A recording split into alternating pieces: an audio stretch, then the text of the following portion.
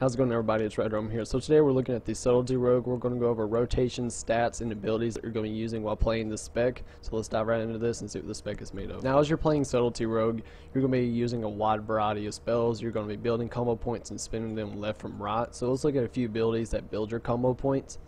Now, this spec revolves around being in Shadow Dance or Stealth and so forth. And while you're in Shadow Dance or Stealth, you're going to be using the ability to generate combo points, and it's called Shadow Strike.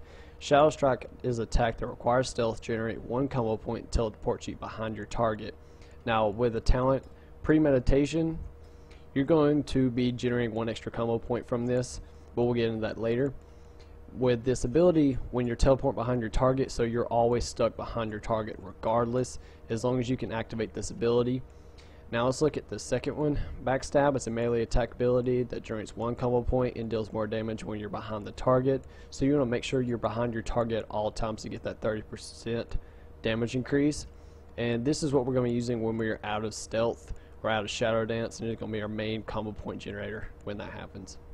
Okay, let's look at Gormal's bot real fast. 1 minute cooldown.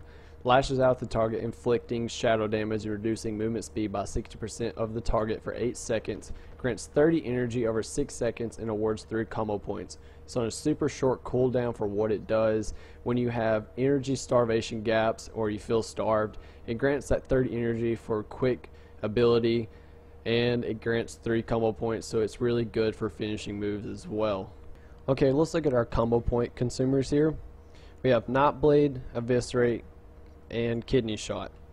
Now let's look at Nightblade. It is our dot ability, and dot means damage over time. It's 25 energy, 1 to 6 combo points. It's a finishing move that affects the target with shadow energy and reduces their movement speed by 50% for 8 seconds, and it lasts longer per combo point. This ability is going to be 25 to 35% of your damage, or maybe even more, and it's going to be widely used on trash packs and so forth, but you want to make sure you have this on your target 100% of the time.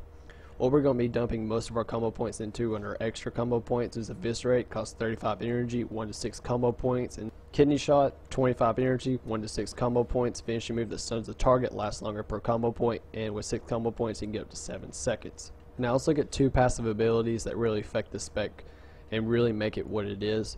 It's Deepening Shadows and Relentless Strikes. Deepening Shadows, your finishing moves reduce the remaining cooldown on Shadow Dance by 3 seconds per combo point spent, so you always want to make sure you're doing finishing moves no matter what, keeping Nightblade on your target 100% of the time and dumping your extra ones in Eviscerates, and if you need to CC a target, use Kidney Shot. With Relentless Strikes, your finishing moves that have a 20% chance per combo point to generate 40 energy, so you're going to be generating a lot of energy through the spec through your finishing moves. And while you're generating energy at the same time, you're also reducing the cooldown on Shadow Dance. Now let's look at our talent builds here. For Subtlety, you really want to look for these talents right here that I have laid out. Master of Subtlety, it's a passive. Attacks made while stealth, and for 6 seconds after breaking stealth, cause an additional 10% damage. Subterfuge is a passive ability. Your abilities requiring stealth can be used for 3 seconds after stealth breaks. Also increase the duration of Shadow Dance by 2 seconds. Deeper Stratagem, you may have a maximum of 6 combo points. Your finishing moves consume up to 6 combo points, and your finishing moves deal 10% increased damage. Now this is completely better than the other two from Anticipation and Vigor, because you're constantly going to be doing more damage with this passive talent. Elusiveness is a completely passive ability, ties in with your Feint ability. Feint also reduces all damage you take from non-area effect damage by 30% for 5 seconds. So this is really good. It's really on-demand defensive ability. 75 talent tier here, we're going to be looking at Prey on the Weak. It's a passive, and enemies disabled with your Blind, Kidney Shot, Cheap Shot, or Sap take 10% increased damage from all sources. You want as much damage as you can possibly do to a target, so this is really your go-to for this one. Let's look at 90 talent tier here. It's a completely passive. It's Premeditation. Cheap Shot and Shadow Strike generate 1 additional combo point, and this is very critical, and it's completely better than these other 2 over here, and it will always be picked over these 2 no matter what. You want Mark for Death. It's 1 minute cooldown, marks the target instantly, generating 5 combo points. Cooldown is reset if the target dies within 1 minute of being marked. Alrighty, let's go over our stat priority real fast. Our stat priority is going to look something like this: Mastery, Versatility, Crit, then Haste. The reason why we want Mastery first is because of Executioner. It's a passive, increases the damage done by your finishing moves by such and such. It depends on your mastery of how much this will increase. The reason why we want so much mastery is because we're going to be using a lot of finishing moves with this spec. Let's go over Shadow Dance real fast. It's a 1 minute charge and you have 3 charges of it. Allows stealth abilities and grants all combat benefits of stealth for 5 seconds when activated. Effect not broken from taking damage or attacking. Attacks made from Shadow Dance and for 5 seconds after deal 10% increased damage. Now let's look at Vanish. It's on a 2 minute recharge and basically allows you to vanish from sight entering stealth while in combat for the first 3 seconds after vanishing. Damage and harmful effects received will not break stealth. Also breaks movement and parrying effects. Now this is really good so you don't have any more Shadow Dance charges, so you can just quickly get that Vanish in there so you can get in and out of sticky situations or make an offensive ability move. Now let's look at Shadow Blades here. 3 minute cooldown, draws upon surrounding shadows to empower your weapons, causing all attacks that deal shadow damage, and your abilities generate 1 combo point every time you use it. And pretty much, let's say you're doing a Shadow Strike and it generates 2 combo points by itself, but this is going to make it generate 3.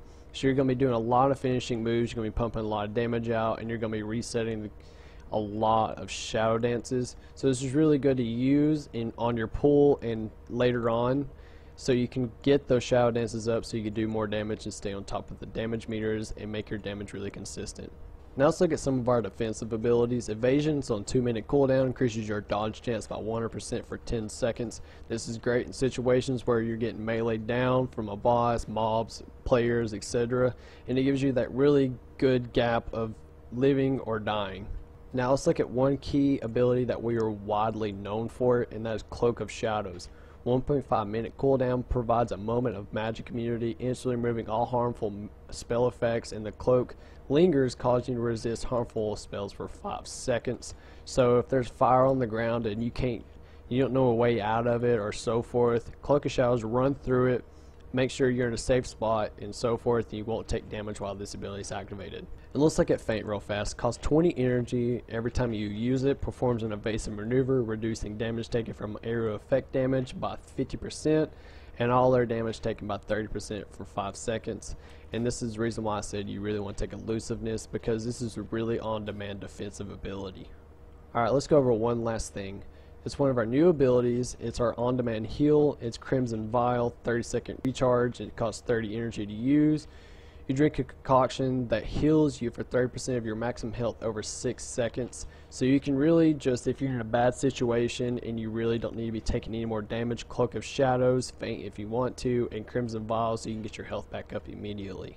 One ability you want to keep active at all times to really make this spec shine and you don't want to forget about at all is Symbols of Death. It's a 10-second cooldown, costs 35 energy, and requires you to be in stealth. Invoke Ancient Symbols of Powers, increases all the damage you deal by 20% for 35 seconds, and causes your next Shadow Strike to critically strike unaffected by the global cooldown. So you always want to press this ability whenever it's about to fade or when you're on pull, so you can get that Shadow Strike to critically strike each and every single time to get big damage out there at first. But don't keep refreshing it just for that critical strike, because you're going to waste a lot of resources doing that. Now as we're going in for a pull, we're going to look at this target dummy for an example here. So when we go in, we want to activate Symbols of Death. Now we have Death proc right there, which critically strikes our Shadow Strike. When we want to go in, we want to use 3 Shadow Strikes. Then we want to use a Nightblade. Now we want to go into Shadow Dance, keep pressing Shadow Strike and building combo points up, and then we want to Eviscerate. Now that's just a basic way to look at it. That's nothing too complicated or advanced. Now let's look at how this spec plays in Aoe form. While you're damaging mobs in Aoe and so forth. Wow, here comes this fucker over here blasting shit. Now let's look at our Aoe ability here. Shuriken Storm costs 35 energy, spray shurikens at all targets within 10 yards, dealing such and such physical damage. Damage is increased by 200% while Stealth or Shadow Dance is active, and it awards 1 combo point per target hit. So let's look at these 2 target enemies right here. So we have 2 mobs in front of us. So we're going to go in here, make sure we have Symbols of Death active. Going to Shuriken Storm.